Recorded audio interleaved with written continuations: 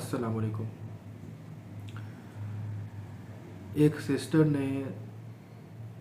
سامان جہیز واپسی لینے کے لیے فیملی کورٹ میں دعویٰ فائل کر دیا ہے کہ میری سسٹر کی ڈیتھ ہو گئی ہے،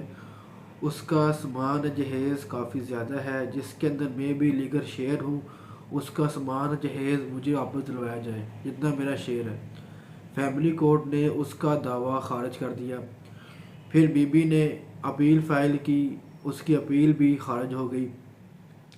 اس نے ہائی کورٹ میں اپیل کی جس کا فیصلہ مسٹر جسٹس فیصل زمان صاحب نے کیا کہ فیملی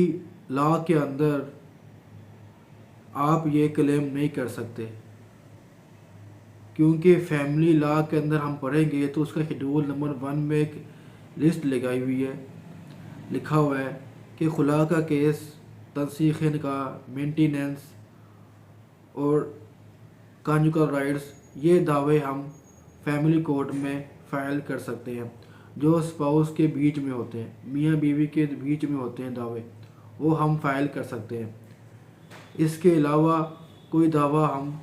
فائل نہیں کر سکتے۔ اس لیے اس بی بی کا جو کلیم تھا وہ جج صاحب نے خارج کر دیا۔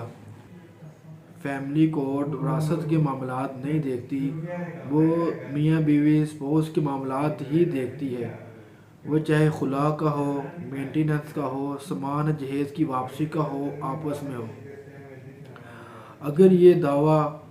پیرنٹس کرتے ہیں کہ ہم نے شادی پہ 2 کروڑ روپے کا سامان جہیز اپنی بیٹی کو لے کر دیا جو 2 دن بعد، 5 دن بعد یا 10 دن کے بعد اس کی ڈیتھ ہو گئی ہے، کیونکہ یہ بائی کر کے میں نے اپنی بیٹی کو گفٹ دیا تھا، میں نے سامان لے کے دیا تھا، تو یہ سامان مجھے واپس دلوایا جائے کیونکہ میری بیٹی کی ڈیتھ ہو گئی ہے، تو یہ دعویٰ فیملی کورٹ انٹرٹین کر لے گی، اس کو فیملی کورٹ سامان جہیز واپس لے کر دے سکتی ہے۔